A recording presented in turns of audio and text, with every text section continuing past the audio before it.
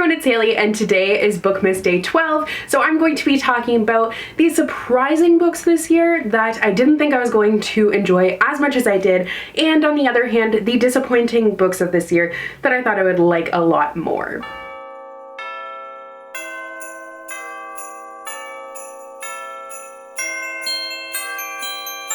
Like doing this video because I feel like no matter how hard I try, I always go into books with expectations, and a big thing that affects that is other people hyping books up. So this kind of goes with yesterday's video unwittingly. So yesterday for Bookmas Day 11, I talked about the books that were the most hyped up of this past year. I'll have it linked down below, as well as the entire Bookmas playlist, just in case you need to catch up on things. But I say that it goes well with it because I feel like I go into books with expectations no matter how hard I try not to. And that can be a good thing or it can be a bad thing. So when a book is super hyped up, I will try so hard to lower my expectations before I read it, but sometimes I just can't do that and I end up disappointed. Or a lot of the books that surprise me are hidden gems that I really hadn't heard that much about and I think definitely need to be talked about a lot more. So throughout the video I'm going to alternate and I will talk about a surprising book and then a disappointing one, so then we will have a mix of emotions. But without further ado, let's get into it. I do want to mention actually, so the books that surprised me doesn't mean that it's like a 5 out of 5-star book. It's just my rating is different than what I thought it would be. Like conversely, the books that disappointed me aren't necessarily 1 out of 5 stars or 2 out of 5 stars. Some of them are 3 or even 3.5. It's just I may have thought they were going to be like a 4 or a 5, so that's a bit disappointing. So I'm just going to start off with a disappointment. I feel like usually I would start on a positive note, but I mean, we thought 2020 was going to be positive, so why not switch things up? So first is The Librarian of Auschwitz by Antonio Iturbe, translated by Lilit Thwaites. This is a really tough one, to be honest, because I have such mixed feelings on it, but I had heard glowing reviews about it, for starters. And secondly, I just felt like it seemed like something I would love. It's all about a girl who is a prisoner in Auschwitz concentration camp, and she is charged with protecting the 8 books that they have left there. So I thought it was going to be the story entirely of this girl protecting knowledge and giving knowledge to fellow prisoners in such a bleak time. But there was a lot going on in this book, and that's where it disappointed me. I was left disconnected from the main story of the titular character. It just left me not being able to get invested in what was happening with her. Now, this is actually based on a real life prisoner that the author, the original author, because it is translated from Spanish, the original author had interviews with this woman and based the story around that, although it is fictional. So I'm not really judging the content of the story. Where I think it went wrong is, I don't know if it's because it is a translation, but the writing was very plain and I felt like it didn't really work for the story. It's not that I wanted it to be purple prose or anything like that. I just felt like it was very matter of fact and plain, and that's not really my personal taste, I guess. But the other thing is there were just so many side plots that were brought into it that didn't fully connect. So it became very convoluted and hard to follow because there were just too many things going on. I think that the other side plots were really important and interesting, but I think that they could have been included in different books because it kind of took away from the main story, and that's why it left me a little bit disappointed. I think it could have been really powerful, but I think the most powerful part of it is there's like an author's note at the back that is like actual nonfiction. I think I would have liked it a lot more if it were nonfiction, to be honest, because I think the author had a lot that he wanted to include, but because he was taking on a bit too much, it ended up kind of watering down the story. I really don't think this is a bad book by any means. It's just, I've read a lot of World War II historical fiction. I think if you started out with this one and it was one of the first ones that you've read, then you might have a little bit more luck with it and not be disappointed like I was. But I do think the story was very important. So now for a surprise. It's no mystery that I've loved this book because I have talked about it a lot, but that is Wolf by Wolf by Graudin. This is a World War II alternate history story where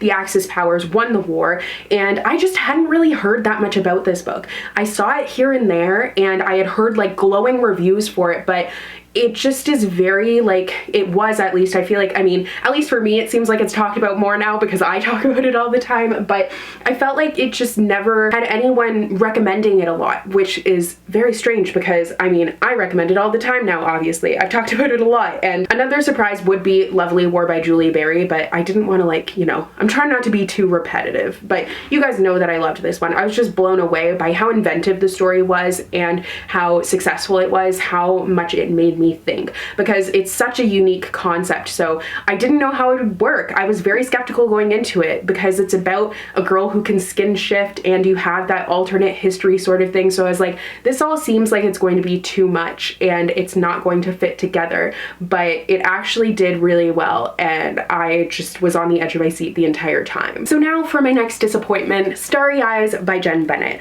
So I read a lot of Jenn Bennett this year, but this was actually the first of her books that I read this year. And maybe part of the reason why I was let down by this one was because of when I read it. I read it right at the end of March, so like everything in the world was up in the air and things were starting to really change. So I was having trouble focusing on reading, understandably. Like after that, I took almost a month-long break.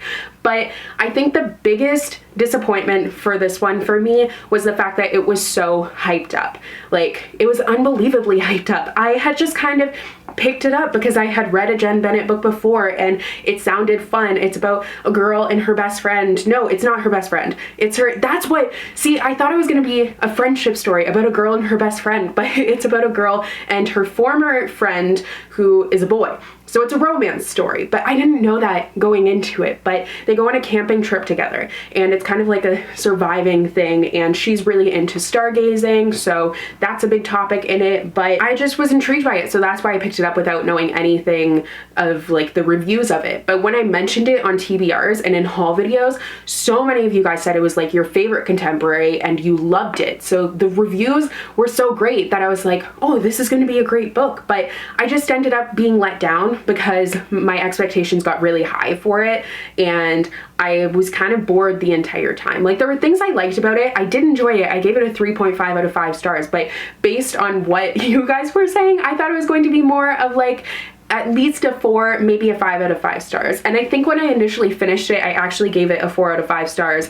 But then I was thinking about it and I was like, no, I think I just like, there's so much hype that I'm like, I should love it. But really, it was just like an average, I mean, a little bit higher end of average contemporary for me.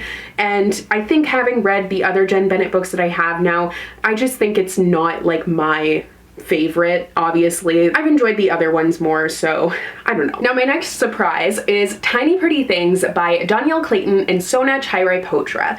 This one, I feel like you've heard about it a lot now because there's a Netflix adaptation coming out. They're doing a TV series. I'll talk about that more in my 2021 adaptations video, which is in a couple of days for Bookmas. But I feel like before that, I hadn't really heard anything much about it. I had just kind of seen it around and I'd seen kind of mediocre reviews, or not even mediocre. It was probably like, I don't know, nothing like wild. I just hadn't heard many people raving about it. So I was going into it and I was like, okay, like it's a story about dance. It's set at this Manhattan ballet school. You follow 3 different characters, their different experiences there. And I was like, well, I don't know, we'll see what's going to happen. I didn't really have any expectations. I'm gonna say expectations a lot in this video. I was trying to think of a synonym for like 5 minutes, but I couldn't. But going into it, so when I started listening to the audiobook and I became so completely engrossed in it, I was like blown away because it was just, this was happening and this was happening. You couldn't really trust anyone. It was just this tangled web of everything. So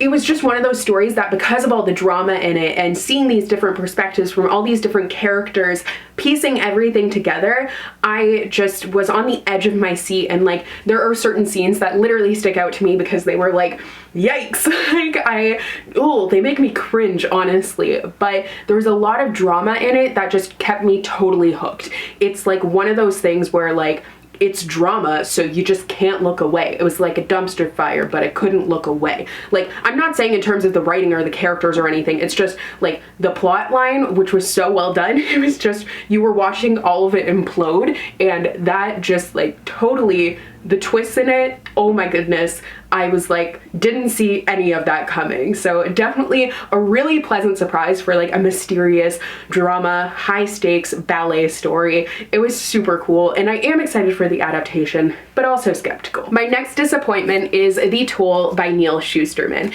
This was the long-awaited finale of the Scythe trilogy, and this is kind of like Starry Eyes. Like, I gave it a 3.5 out of 5 stars.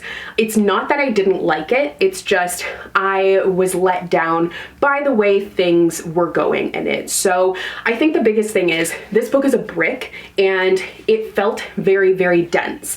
I think there's always a lot of action going on in the previous books of the series, but this time there was a lot of action, but in between those lulls, there was a lot of information being thrown at you that you're piecing together, because there was like, obviously there was a lot to tie up. Those first 2 books have so much happening, so it's not surprising. Now, part of the thing with all that information being thrown at you, there are a lot of characters who come into it in the second book, and it's kind of like adding on to the storyline, adding on characters as the series goes on. But you still start off with those 2 characters as your main characters, and they kind of fell into the background in this book, which was really disappointing because I was invested in where they were going to end up, having started the series with them. I wanted them to be a little bit more at the forefront of it. So this wasn't bad by any means. I was happy with how things ended up, although like the journey to get there was kind of like I had some issues with that, but I did think the ending of the whole series was really interesting, and I don't regret having read it. I just thought that maybe like it's my lowest rated book of the series. The rest of them I gave a 4 or 4.5, and this one I gave a 3.5. So I just thought it would be more of a 4-star read. My next surprise, on a more positive note, is Opposite of Always by Justin A. Reynolds. This I think is so underhyped because it was just really, really good. I think I pre-ordered this before it even came out, so I've had it for quite a while because I believe it came out in like 2018 or something like that. Oh, it was 2019. What do you know? It feels like this has been out for a long time, but this year also feels like it's lasted 12 years, so time is irrelevant. But this is a contemporary with a twist. The main character, Jack, meets Kate at this party. They fall in love, but then she ends up dying, and he ends up getting stuck in this time loop where he has the opportunity to potentially prevent her death. And that's the whole storyline, is him going through this time loop over and over and over again, trying to get it right to prevent Kate from dying. It was just like, I loved how well-rounded this story was. The voice of this author is so distinctive, and even like I follow him on Instagram as well, and his voice there, like you can see it, it comes through. He's so like sarcastic, he's really funny, and it completely comes through in his writing. I have his next book on my TBR, and I'm really excited to get to it. But this one I just didn't know what to think of it because I had heard a few things about it, but not that much. But I definitely think that this one is underrated, that the author is underrated, and it's such an interesting and unique twist on the contemporary genre and romance in general, which is so nice to see. Next is My Calamity Jane by the Lady Janies, aka Cynthia Hand, Brodi Ashton, and Jodi Meadows. So this is the latest Lady Jane book. It is called the Lady Jane series, isn't it? I don't really know, but it is a series where they take different Janes and they create really weird, unique, different stories around them. I'm really sad to have this one as a disappointment because I've been so highly anticipating it. I loved My Lady Jane. I really enjoyed My Plain Jane, but this one was just okay for me. I read it to try and cheer myself up. I hadn't been feeling that great, and I wanted something funny and fun. And it was funny, but I think a big disconnect with this one for me is that I'm not a huge fan of Western storylines. So that definitely made it a little bit harder for me to get invested in it. Now, it is set in, obviously, the Western time, and you follow Annie Oakley, Frank Pistol Prince Butler, and who is it? Calamity Jane. I literally forgot the name of the titular character. How did that happen? I don't know. But there's werewolf hunting, so that's like the kind of unique twist that they take on these stories. I think in this one, like, my biggest problem with Western stories is that it's often a lot of journeying. You're just like gold rushing, like you're going to get the gold, like that sort of stuff. And that's what it was. It was a lot of journeying. There were moments of action, moments of fun that I liked, but overall, I just felt like, you know, I'm not a huge fan of the journey narrative, honestly. I feel like a lot of times I'm just bored. Like, The Hobbit's not my favorite because of that, but it was like a 3 out of 5 star read. I just definitely, like, I enjoyed the first 2 books way more, so.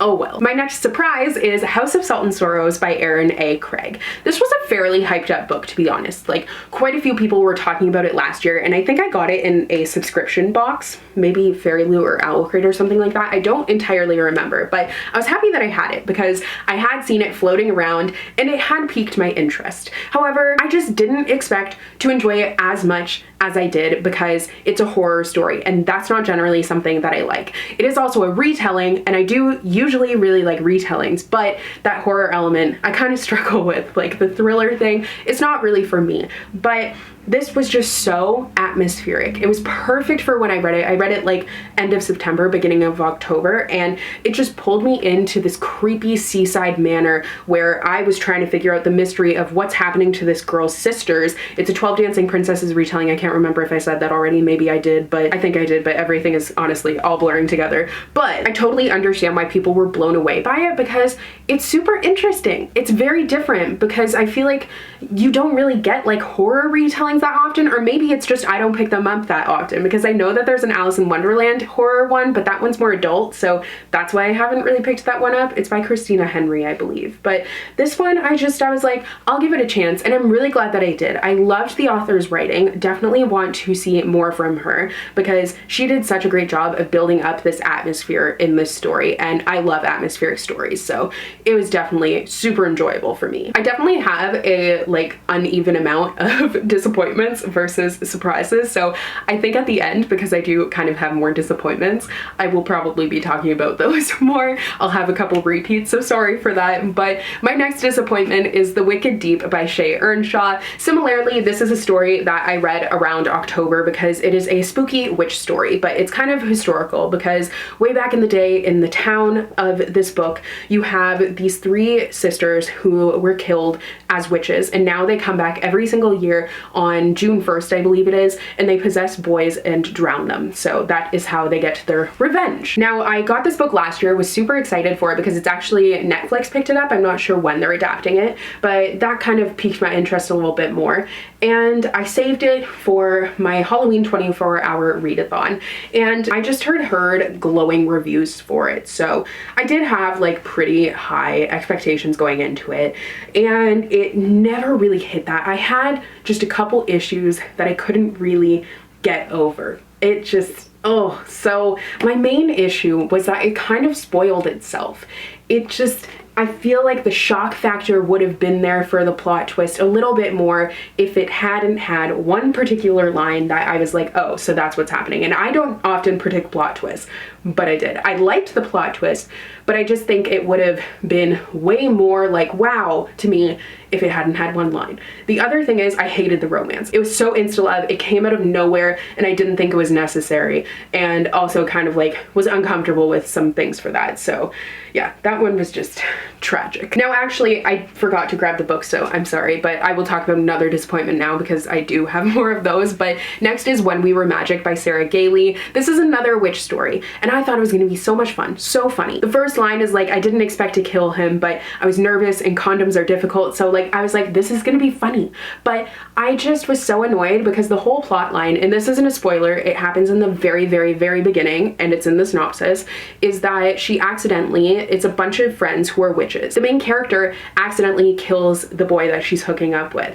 And there was such flippance about that, the fact that someone was killed. It was just kind of like, and the main character totally kind of ruined it for me. Out of all the characters, which there was a great diverse cast of characters, she was my least favorite and the most difficult perspective to read from because she was just so whiny and selfish. So I did not like her at all. She had very few redeeming qualities for me. So I would have much preferred to read from any of the other characters' perspectives, to be honest, because I did like all of them a lot.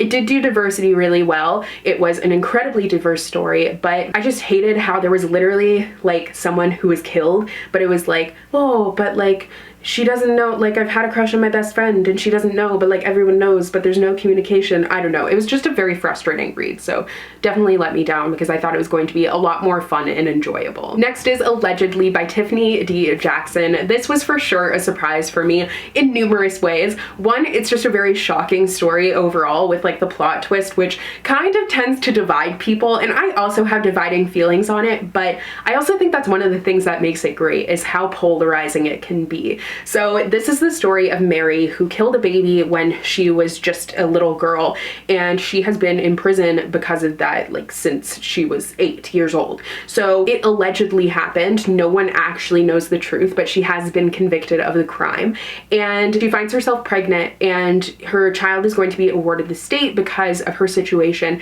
and she's trying to prevent that happening. So she has to turn to the one person she does not trust at all, her mother. So this is just like, it's all set in a very brutal environment, really difficult to read in all honesty. It's set in the home where these girls live who have committed these terrible crimes, and seeing the way that they're treated, like, it's all just really hard to read. But it's entirely told from Mary's perspective, which is really an interesting twist to it, because like, you don't really know what you can trust and what you can't, because you're questioning, did she actually do this the entire time? And you do also get some excerpts from when she was being put on trial and some like books that are analyzing the whole case. So it was a very interesting and well-rounded story and shocked me in numerous ways, which is why it was such a surprise to me, because I think it's really underrated. Like, it is talked about a fair amount, but I don't think it's talked about as much as it should be. My next disappointment is Iron Cast by Destiny Soria.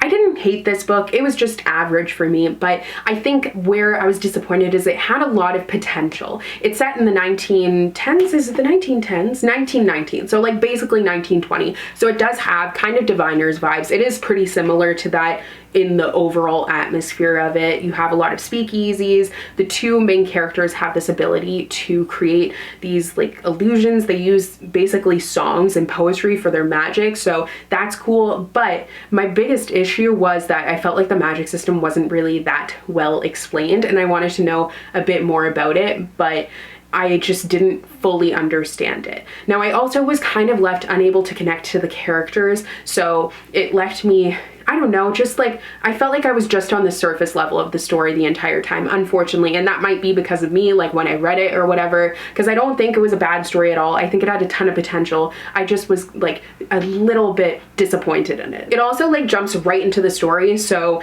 it's kind of jarring, and I think that's where I was kind of like, okay, I felt like I was catching up the entire time, so it didn't really, I never really got there. My next surprise is Loveboat Taipei by Abigail Hing Wen. This came out at the beginning of the year, and I think I heard like a little bit of buzz about it, and then it kind of died off and I didn't really hear anything, and after the hype had died off is when I decided to actually pick it up. But I'm kind of glad that I waited until it was less talked about, because I think that really helped me to enjoy it more. So this is about a girl who is sent to an educational program in Taipei. Her parents don't want her to be a dancer, which is what she wants to do, so they send her there, but it's actually a summer-long party, so she wasn't expecting that exactly. Now, I just became like very sucked into this story, and I loved watching the character accept her culture and try to like figure out who she was. It was really a coming of age story. There's also a love triangle in here, which surprisingly I didn't hate, because generally I'm not a big fan of that, but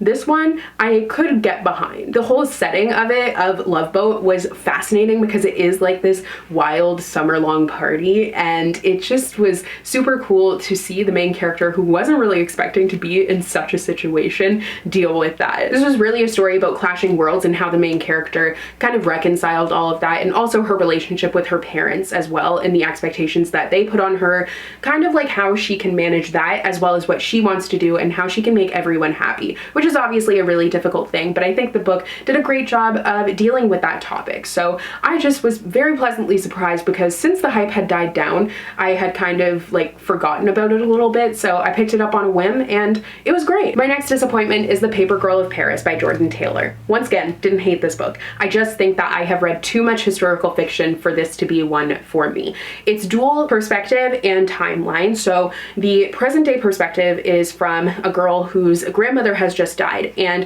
her grandmother left her this apartment in Paris that no one knew that she actually had. And then the other perspective is from a girl who lived in that apartment at that time and is living in Nazi-occupied France and is joining the resistance movement. So really risky. So the jumping in between the timelines I don't think was fully effective. I became a lot more engrossed in the historical timeline than I was in the present day. I felt like there wasn't enough going on in the present day for me to really care. I understood the parallelism between the two because they're the same age, in the same place, but having totally different experiences, but I just don't think it was fully successful. I cared way more about that historical plotline. Like, I could have just skipped over the contemporary part. I think if you are just starting out with historical fiction, this really would be a great one to turn to because it would kind of ease you into it, having those two timelines. And it also, like, I did enjoy that historical timeline. I thought it was well done and did keep me invested in it. However, it's just the combination of the two, which was a major selling feature for me, let me down a lot. Next for a surprise is Slay by Brittany Morris.